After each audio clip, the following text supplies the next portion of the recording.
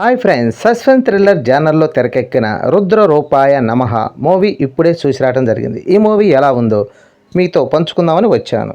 అసలు కథ విషయానికి వస్తే, ఆద్య తన చెల్లి తాతయ్యతో కలిసి జాబ్ చేసుకుంటూ ఉంటాడు.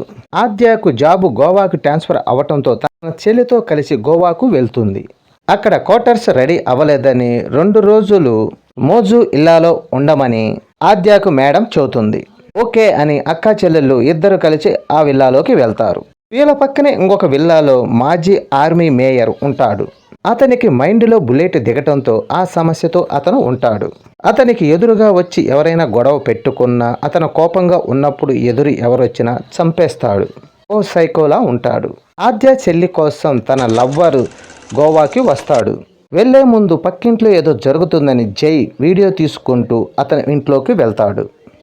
అక్కడ మేజర్ తన భార్యను చంపుతుంటే జై షాక్ అయిపోతాడు. జైని గమనించిన మేజర్ అతను కొట్టి ఇంట్లోకి లాక్కెళ్తాడు. జైని వెతుక్కుంటూ అక్కా చెల్లెలిద్దరు మేజర్ ఇంట్లోకి వెళ్తారు. అక్కడ మేజర్ అసలు రూపం తెలుస్తుంది. అసలు మేజర్కున్న సమస్య ఏంటి? అతను ఎందుకు అందరినీ చంపేస్తాడు? ఈ మధ్యలో అక్కా చెల్లెళ్ళ ప్రేమ కథ ఏంటి? అక్కా చెల్లెళ్ళు మేజర్ దగ్గర ఇద్దరు చిక్కుకొని ఎలా బయటపడతారు? ఇవన్నీ తెలుసుకోవాలంటే మూవీ చూడాలి.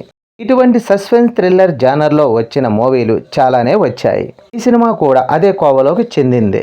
ఫస్ట్ హాఫ్లో అక్కా చెల్లెళ్ళు గోవాకు రావటం, అక్కా చెల్లెళ్ళ ప్రేమ కథలు, మేజర్ అందరినీ చంపటం చూపిస్తాడు.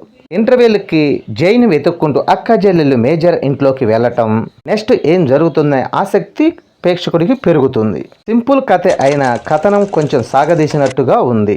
కాలకేయ క్యారెక్టర్ మీద సపరేట్ పాట ఉండటం కూడా ఈ మూవీలో గమనార్హం. ఒక ఐటెం సాంగ్ రిలీక్స్ బాగున్నా కానీ ఆ పాట సినిమాలో సెట్ అవ్వలేదు. ఇక సెకండ్ హాఫ్లో కాసేపు తాగుబోతు రమేష్ వచ్చి నవ్విస్తాడు.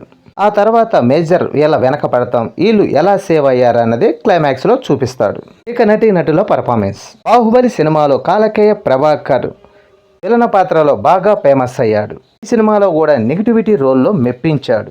అక్కా చెల్లెలుగా నటించిన మోహిని సిద్ది, పాయల్ ముఖర్జీ తమ అందాలతో అలరిస్తూ నటనతో కూడా ఓకే అనిపించారు. తాగుబోతు రమేష్ కాసేపు నవ్వించి ఇక మిగతా నటీనటులు వాళ్ళ పాత్రలు వాళ్ళు న్యాయం చేశారు. ఇక సాంకేతిక విభాగానికి వస్తే సినిమాటోగ్రఫీ, విజువల్స్ బాగున్నాయని చెప్పొచ్చు.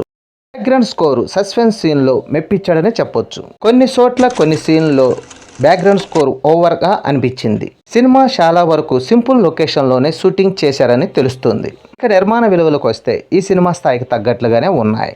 నన్ను అడిగితే ఈ సినిమా క్రైమ్ థ్రిల్లర్ ఇష్టపడే ప్రేక్షకులకి ఈ మూవీ బాగా నచ్చుద్ది. ఈ వీడియో నచ్చితే లైక్ చేయండి, షేర్ చేయండి, ప్లీజ్ సబ్స్క్రైబ్ చేయండి.